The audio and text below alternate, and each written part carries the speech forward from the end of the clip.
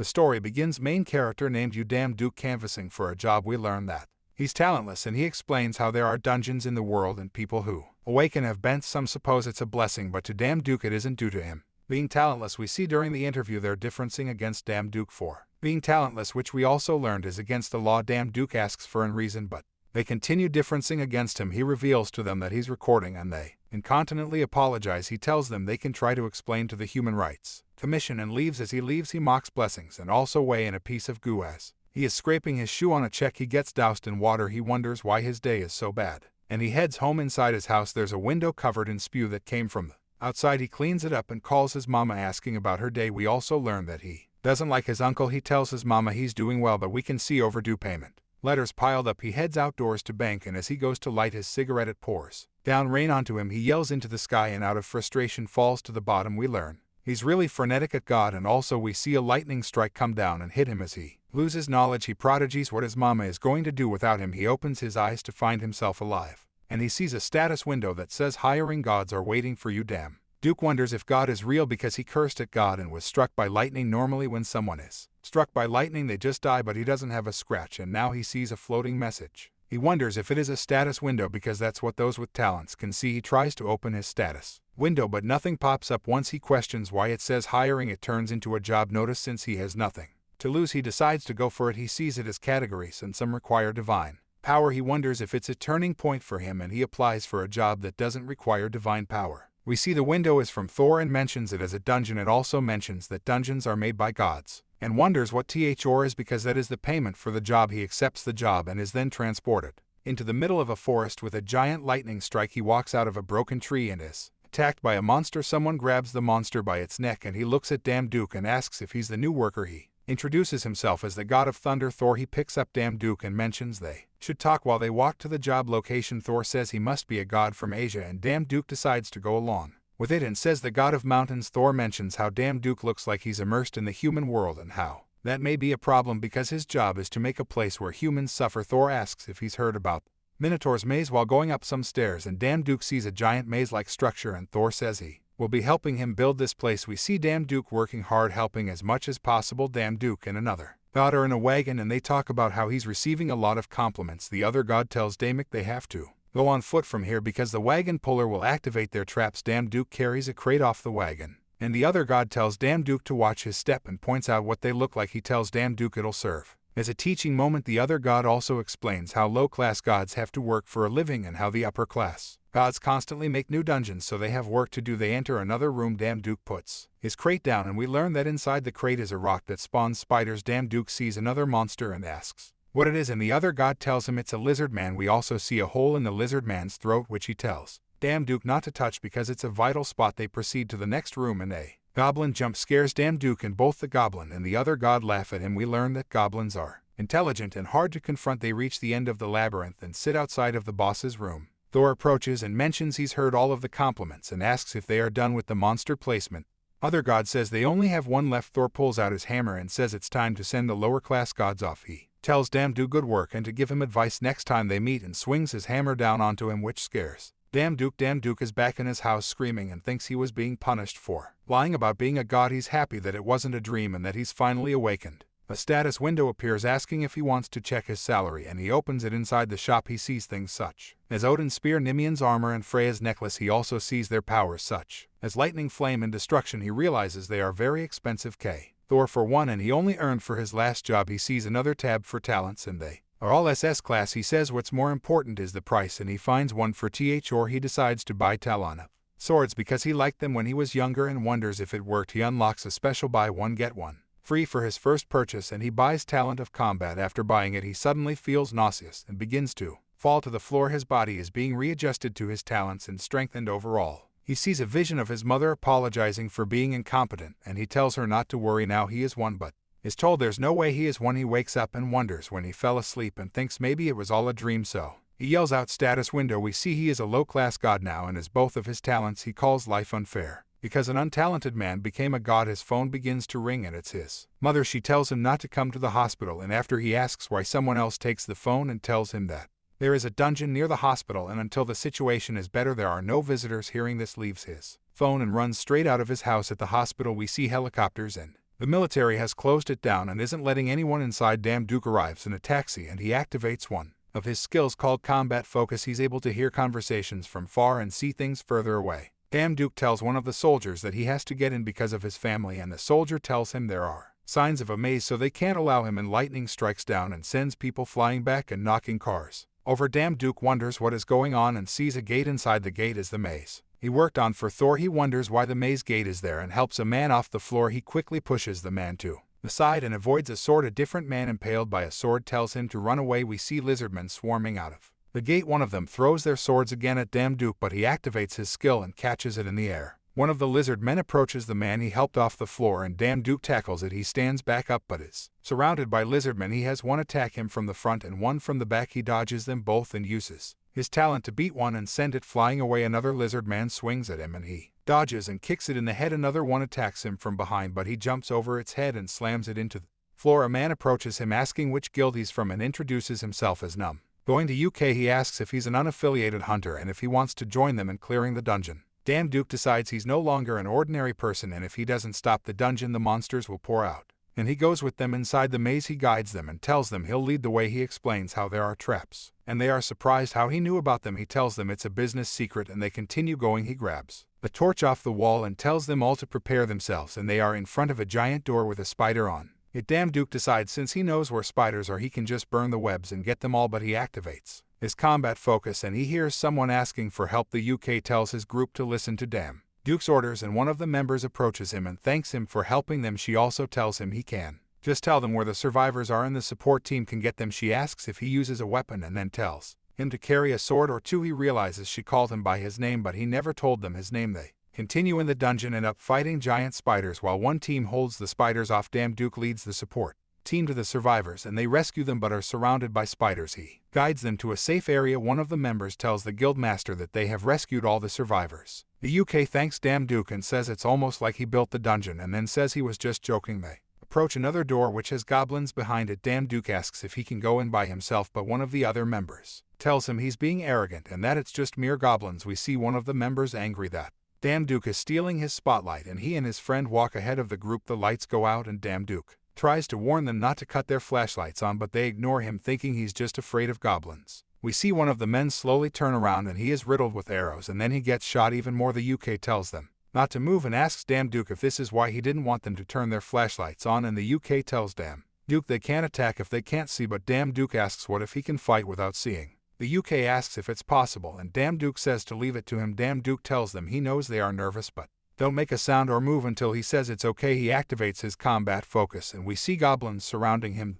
Group hears some noises and he tells them to cut their lights on. Now they see Duke holding a goblin by the throat while the rest are dead on the floor. The UK praises him and they continue to the final door, the Minotaur's door. They open the door and see the Minotaur atop some stairs on a throne. Duke sees a status window that mentions selecting 5 sacrifices, but nobody else gets it. As he goes to share the information he got, one of the members is tired of Duke stealing his credits, so he tries to get close to the boss to shoot it with a crossbow. Duke tries to warn him, but the man yells at Duke and gets too close to the boss, which means it randomly selects 5 sacrifices. Duke and the UK are both selected, and the Minotaur approaches them. It lets out a scream and charges at one of the men. The UK saves him and charges at the Minotaur. He dodges his attack and strikes the Minotaur, but he is unable to do damage to it because of how thick its skin is. Duke tells him to watch out, and the Minotaur scrapes his arm, wounding to UK. Duke notices the Minotaur is gathering lightning around its raised fist and recognizes it as Thor's power. The other members think it's an opening and rush into the boss. Duke tries to warn them, and as the Minotaur is about to hit the UK, Duke kicks it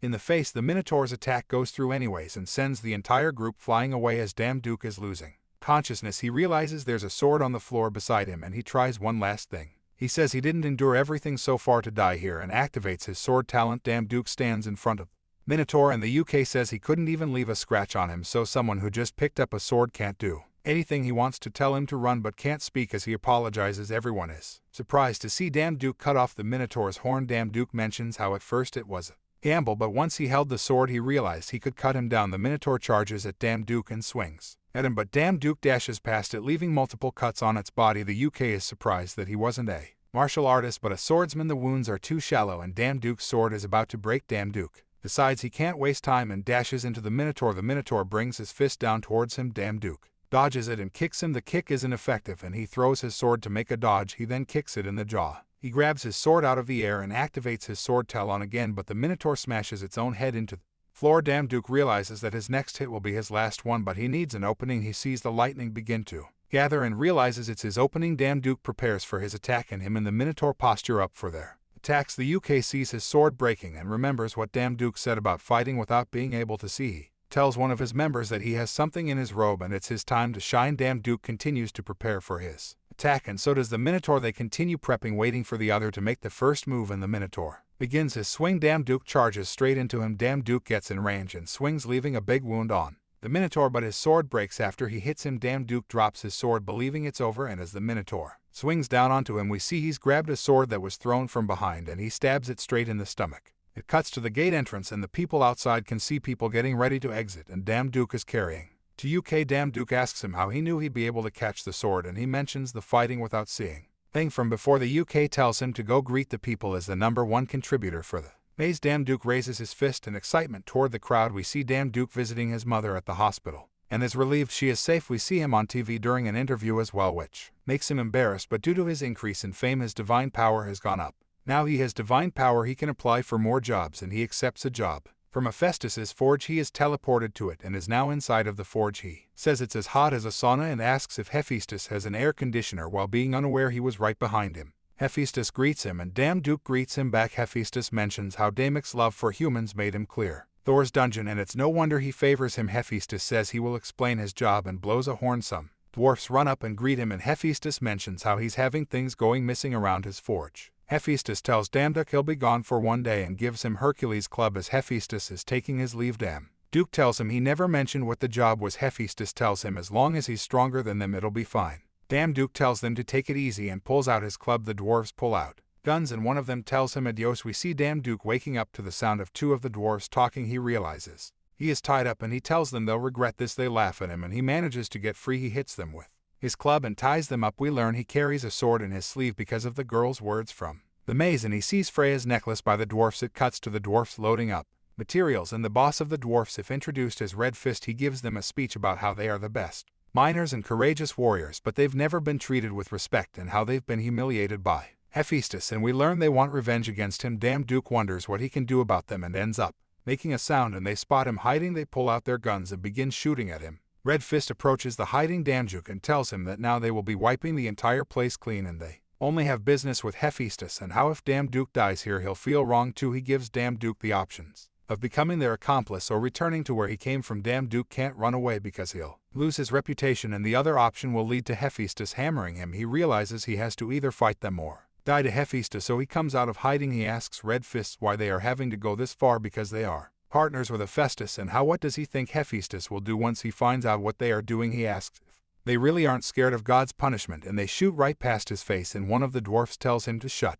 up and begins shooting more at him, but Red Fist tells him to stop it. Red Fist says he'll tell him one thing, and he says Hephaestus is nothing but trash, and this confuses Damduk. Damduk repeats his question and Red Fist says he's a thief, then explains how Hephaestus came to their mountain and praised their craftsmanship and offered them to work together, but he just used them like slaves. Damduk asks how they were slaves, and Red Fist says without having to pay Hephaestus anything, they had free time besides having to work 6 hours every day of the week, and how their passionate souls were being stolen, and how if it hadn't been for all of their years working they would have all the money and fame. Hephaestus says, which confuses Damduk more. Red Fist says by the time he noticed their passion was gone, all that was left was revenge. Damduk says he sees what he means now, and that he's trash, and that a man who is jealous of those superior to him is definitely trash. The dwarfs raise their guns again, and Damduk yells to stop and that they should listen to him until the end. Damduk says that's how it will look to the others, that if they run like this they'll just be thieves, and he asks if that dwarves who are great craftsmen and proud warriors bear such dishonor, and that there is another way for them to take their revenge. He says he's just one warrior, but he is Hephaestus's weapon, so they should fight him who holds Hephaestus's weapon, and if not they could just acknowledge Hephaestus is superior and run away. Red Fist agrees to fight with him, but says that he better be strong enough to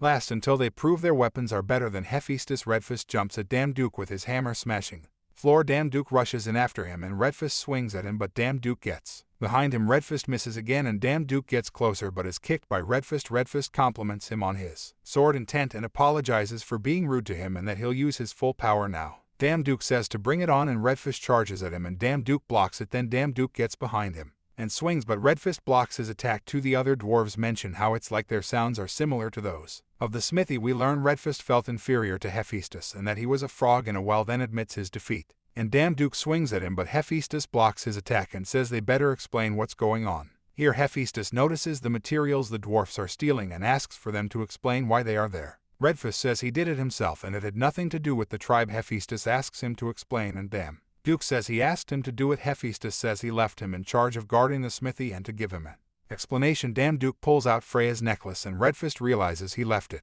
with the dwarfs, who regarding Damduke, and now it won't end with just him. Damduke tells him that Redfist found it for him and that he had the dwarfs take out all the items from the warehouse to check them out. Hephaestus asks if it's true but notices the tense atmosphere and laughs and says Damduke is a good guy and he understands why Thor likes him. Hephaestus picks up Redfish's hammer and says he thought they were neglecting their blacksmith work, but he could hear the hammer colliding with the club from Olympus and how it's become a better weapon than it used to be, and that he looks forward to their work together. Hephaestus says he made a good decision letting Damduke do the job and gives him a box out of gratitude. Damduke wonders what kind of good reward will be waiting inside, and he opens the box and is disappointed to see a monster. Hephaestus tells him to look closer and we see it's a baby fox. Damduke says something about getting a pet is a little weird and Hephaestus makes a joke asking if he doesn't need it. Then he whispers something to the fox and it transforms into a sword and says it's a shame he doesn't need this, and he explains how it is the essence of weapons and can transform into any weapon if it's roughly the same size as the fox, and how the fox is a goddess's treasure. Hephaestus and the fox make snug faces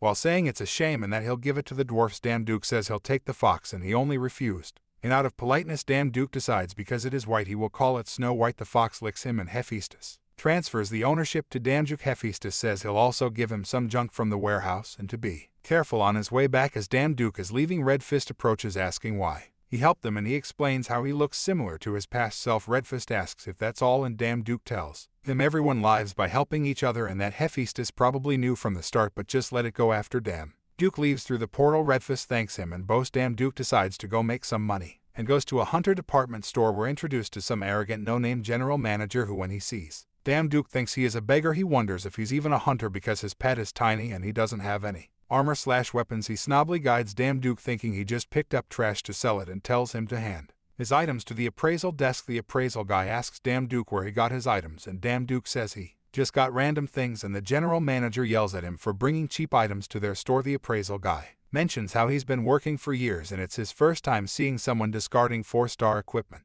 The general manager instantly switches his personality and guides him to the VIP room. They tell him the price of his items and this surprises Damduke. He decides he will sell all of his equipment but not at Sir Snob-a-Lot store. We see Damduke after selling his equipment and he is happy with the numbers in his bank account. He goes to the hospital and brings his mother some gifts. She learns that he has a talent and breaks down crying because she is happy. The UK is on TV and praises Damduke, and this increases his reputation, which means he gets more divine power. He also sees on TV that a gate is opened up and this makes Snow White scared. Damduke touches Snow White and gets a glimpse of a giant eye overseeing Earth. He tells his mom he has to go and we see some men fighting goblins leaving the gate, and Damduke has just arrived atop a cliff above the gate. Someone sees Damduke above the gate and he tells his supervisor, who gets angry. He decides before a bad story gets written about him he will handle the civilian alone. He jumps up the cliff to Damduke. He tells Damduke to go shoot his YouTube video somewhere else, and he says that he understands he's nervous in front of a 3-star hunter, but if he wants an autograph he can give him one. Damduke asks if he's famous or something, and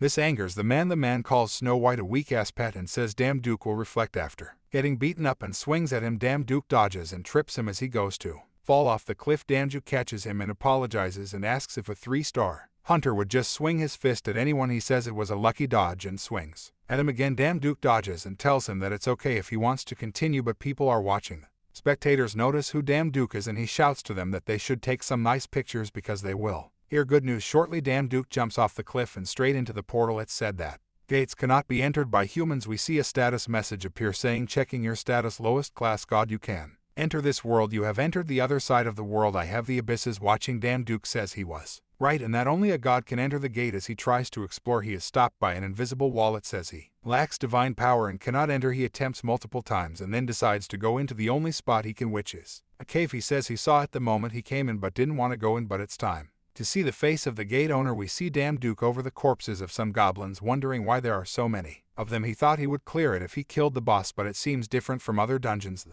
monsters seem like they are actually conscious as he starts talking about how his divine power will go up a giant Goblin comes into frame, it swings at Damduke but he dodges it. He finally found the boss monster. He sees the monster coming but it is very slow. Damduke wonders how he's a boss when he's so unguarded and breaks his sword. He makes no turn into a sword and he cuts the boss. He's not sure the boss is actually dead or just pretending because there's no clear message. He extracts the core for proof that he killed it, and when he pulls it out the color is black rather than what they normally look like, and the core is moving. It crawls out of his hand and startles him. He stabs it and sees a message about the gate vanishing.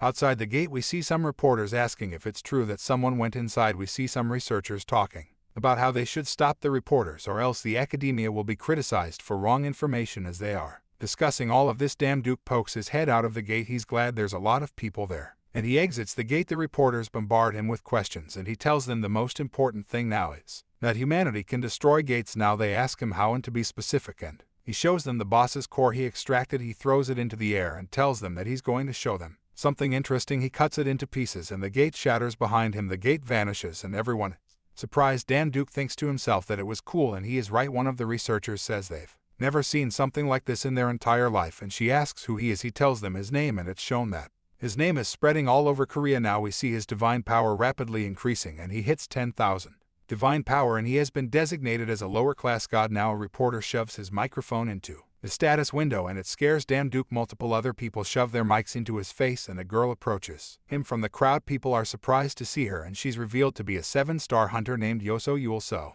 Yul tells him that he'll have to go with them, and we see Damduke sitting inside an apartment and he's wondering why they called him there. We then learn a bit about Soil and how she's one of the only 3 7-stars and how she's recognized around the world. While he's waiting he opens his part-time window and he unlocks the power symbol and title systems. He wonders if the titles are something like how Ares is god of war and he gets multiple choices. He decides on god of sword. We see the system say Damek has been granted the name of sword and a ball of light goes into his chest and another one saying you have been enthroned as the sword god. Now he has to choose a power for himself and he chooses intuition. It shows his new stats and that intuition gives him a 6th sense. Someone knocks on the door and it turns out to be So Yul. She hands him a pass for her guild and they awkwardly stare at each other. Snow jumps to her and she pets him. She feeds him a snack and she says it was nice meeting Damek and Snow, but he never mentions Snow's name. He thinks she's a stalker and is unsure what to do about her, but is interrupted by an alert. It's a job notification to feed Cerberus and it is double pay. He confirms the job and we see the landscape of the underworld he is teleported in and greeted by a blinding light which is revealed to be a ghastly man holding a lamp. Damduke realizes he is on a boat now and the man on the boat says that he isn't dead. He explains it as the river Styx and is where the dead are carried and that the living cannot cross. Damduke recognizes the man on the boat for mythology and he is Karen. Damduke asks if he can help him across and he tells him to go back. Damduke asks if he can meet Hades and this angers Karen. Karen pulls out his scythe and tells him to go back and says that a lot of hot-blooded low-class gods died like this. Damduke shows him his finger and this angers Karen. Karen swings his scythe down and Damduke dodges. He pulls out Snow and cuts the blade of the scythe in half. He is surprised by Damduke's weapon and it's shown that Damduke is holding Hercules' club. This angers Karen because it was a weapon that was used to beat him previously. As he begins to speak, Damduke hits Karen over the head and tells him to hurry up. They reach their destination and as Damduke gets off the boat, Karen swings his scythe at him. Damduke's intuition activates and he dodges the attack. Damduke beats him up and is approached by Persephone. She mentions how her husband was angry that nobody applied and that if it hadn't been for him she would have had to do it. She escorts him to where Cerberus is and explains how beating Karen was a test. Damduke thinks he'll be fine because it's just a dog, but we see Cerberus and Damduke thinks he's screwed and it shows a message mocking Hades for saying the dog doesn't bite. Persephone hands him a letter that Hades wrote for feeding the dog and he's pretty much telling him to die, and Damduke rips the letter in half wondering how he is meant to walk Cerberus. She mentions how the previous part-timer tried to run away and Hades kept him in hell and ripped him apart. This scares Damduke and he tapes the letter back together and asks what he should start with. She tells him to start by feeding and we see giant lumps of meat. Damduke grabs some meat and mentions how he used to work at a pet cafe. He tries to get Cerberus to sit but it throws dirt at him. This angers him and he throws the meat at Cerberus. The other heads laugh and he throws meat at them too. They angrily charge at him but are stopped by the chain Damduke taught Cerberus and he breaks out of the chains. Damduke grabs Persephone and runs from Cerberus. She tells him that she's still the wife of Hades so it won't attack her, but Cerberus tries to anyways. He pushes her out of the way and summons Snow and jumps into the air. Snow turns into a club and he swings down on Cerberus's head. It does nothing and Cerberus paws him from the side and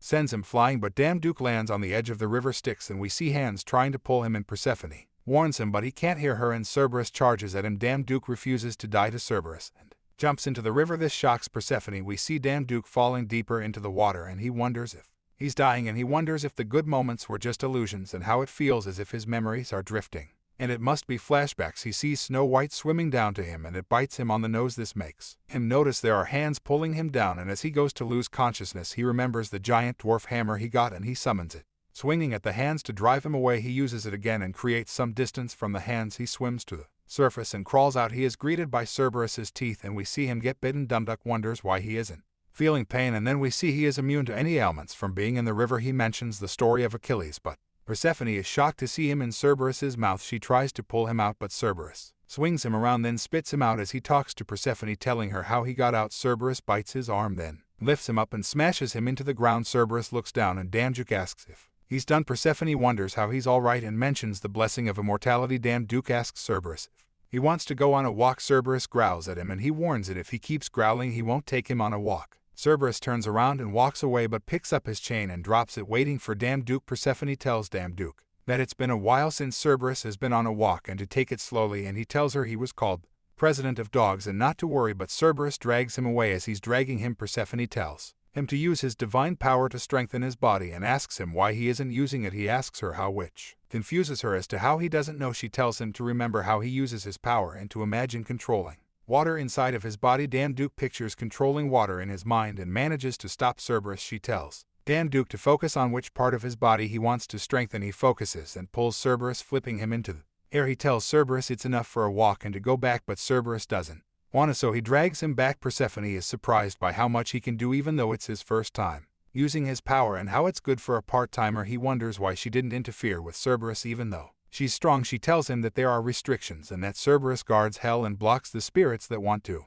escape back to the mortal world, and how she is one of them, one of the ones who want to go back. As they are walking back, he remembers the myth about how Hades kidnapped her and how sad it must be, but realizes there's nothing he can do. Cerberus gets angry and Damduke asks Persephone why, and it's because he's chasing a soul. He wonders why he has a dog only he can handle. As he puts the chain on the pillar, his intuition activates and Damduke punches the pillar, trying to see what's inside of it. He pulls out Cerberus's collar. She wonders how he knew where it was and Damduke says it was a hunch, but he can't use it because it's Hades. Persephone thinks about it and says it doesn't matter and that using it isn't forbidden or anything, and Hades often tells her to find the collar. He tells Cerberus to let him put it on but has to beat him up to put it on. He feels like he's in Pokemon and orders Cerberus to lay down, roll over and more. For biting him earlier, he punishes Cerberus by making him face a wall until he says he can turn around. As he tells her Cerberus can't do anything against him, she pokes his cheek and casts a spell as he's falling unconscious. She tells him Cerberus had 2 goals, 1 was to watch for the dead trying to escape and 2 was to watch her. She tells him to sleep tight and that she'll be back before her husband returns, and as Damduke loses consciousness he remembers that to Hades Persephone is more important than the underworld. That's it for today. If you like this video, don't forget to like and subscribe. Thanks for watching.